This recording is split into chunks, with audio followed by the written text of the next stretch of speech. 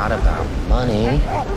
It's about sending a message. Thanks for telling me, man. You burning money. We're in a recession. It's not simply about making something that is just generally solid that people are going to view as good, because that's not good enough. What you have to convince them to do is it good enough, or is it appealing enough, I guess is the more proper term, for them to then reach in their pocket and spend money on it, right?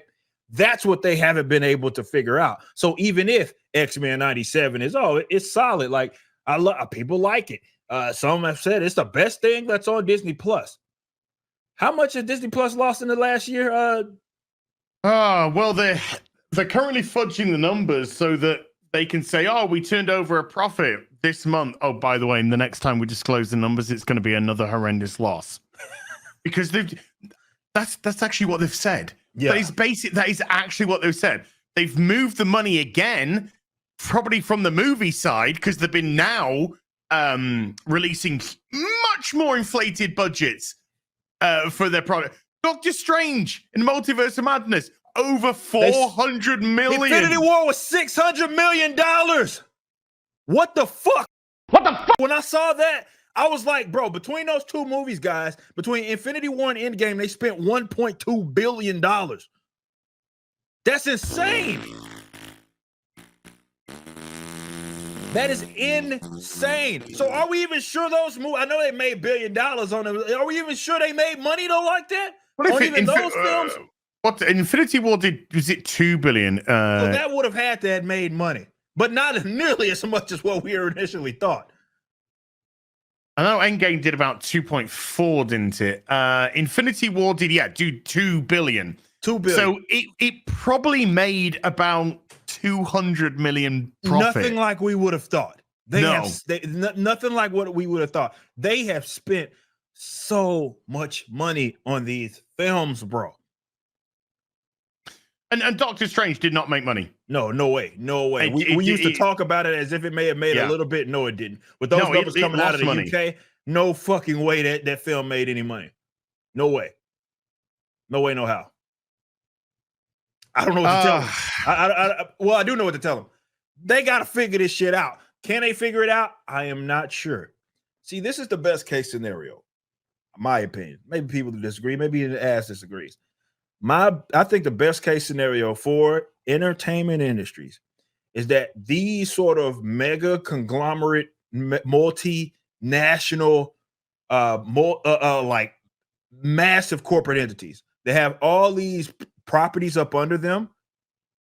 They're going to have to find a way to effectively disperse of that, have those entities start making films and shows and etc.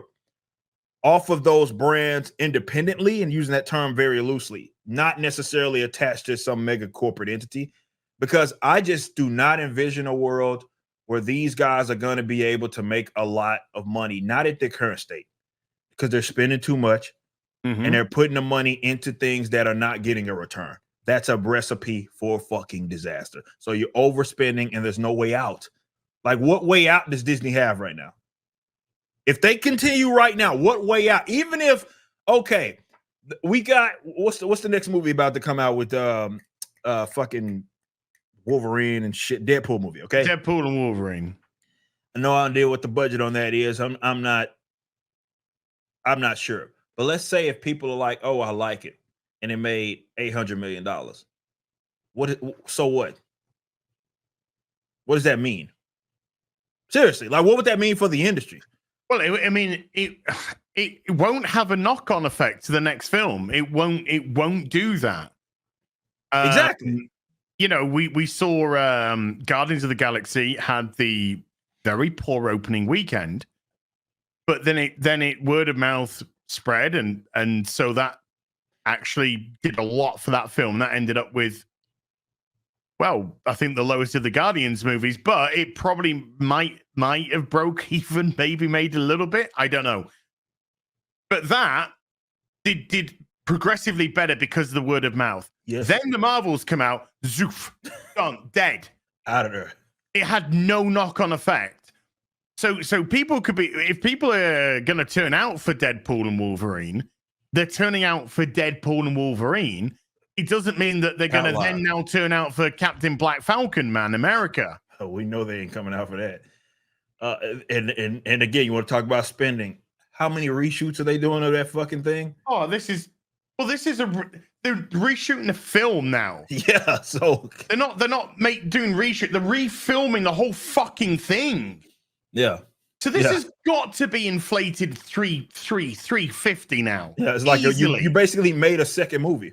Yeah, they have. Yeah, so that's a problem. That's a problem. Which again, it's a problem in more ways than one.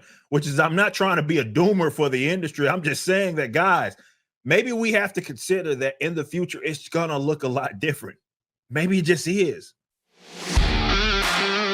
Thanks for watching. Right now, the Riperverse is in the middle of our latest campaign, Yaira #1, which was written by the Saskas. Head over to Riperverse.com, pre-order, and check out our first live-action trailer and the latest Riperverse Studios production, Y'all Be Easy.